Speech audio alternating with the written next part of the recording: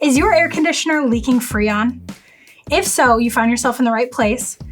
Today, I'm here with Jim Forecore of Forecore Heating and Air Conditioning, and we wanted to take sort of a situational approach to this video. So we wanted to address this because this is actually something that happens to a lot of people, that their air conditioner is leaking Freon.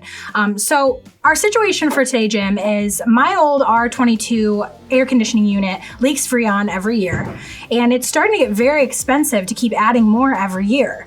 What are my options? Well, that's a good one, Alicia, because it's a common problem. And back in the day, we used to call it just you want to get bumped up a little bit. Can you bump me up a little bit this year? And it was not uncommon in a lot of tune-ups that people would lose enough that they'd need a little bit, they need topped off every summer. It would get them through the summer. And it was relatively cheap. R22 was a cheap refrigerant, and it would cost them an extra couple bucks, $50, whatever. And then they'd see you next year to do the same thing. Well, now with the ozone depletion, they stopped making R22 in the States here, probably about, I want to say maybe 5 years ago, somewhere around there. So we're operating on what's being reclaimed and reserved. We're not bringing it in from other countries. They're trying to phase it out for the sake of the ozone. And the unfortunate thing about that is what is left is very expensive and gets more expensive every month. So that same top off that used to be very cheap is no longer cheap at all. So people they have options. Number one is if their system's old enough that they're still taking R22, it's over 15, 20 years old, probably their best investment is looking into new equipment. But if they can't do that, we can try things like they make leak sealers now. If it's a small enough leak, we can recharge it, put in a sealant. It might be effective, it might not. It's a crapshoot.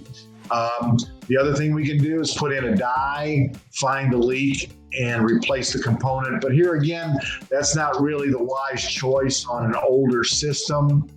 But we can do that. If they have a newer system, the 410A systems, they leak as well sometimes. And what we want to do is introduce a UV dye to that, find that leak, and replace the component. Because as I said, we discussed earlier one time, 10-year parts warranties. Well, that's where this comes into play. If you have a leaking coil or something and your 10-year parts warranty is still in play, a lot of that repair may be covered by the manufacturer. So if you have a newer refrigerant, the 410A that's leaking, we want to find that leak and fix it under parts warranty.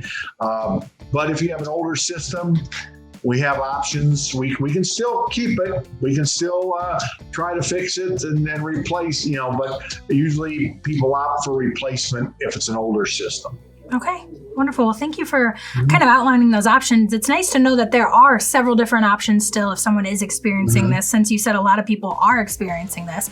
And if that's you, make sure you take some time to sort of, think about what Jim told us in this video and sort of weigh your options. And if you have any questions while you're working through that process, make sure you get in contact with Forecore Heating and Air Conditioning. You can give them a call. You can also explore their website at forecoreheating.com to learn about this and a lot of other services that they offer and come and ask questions and situations. So thank you so much for watching, and thanks, Jim, for joining me today.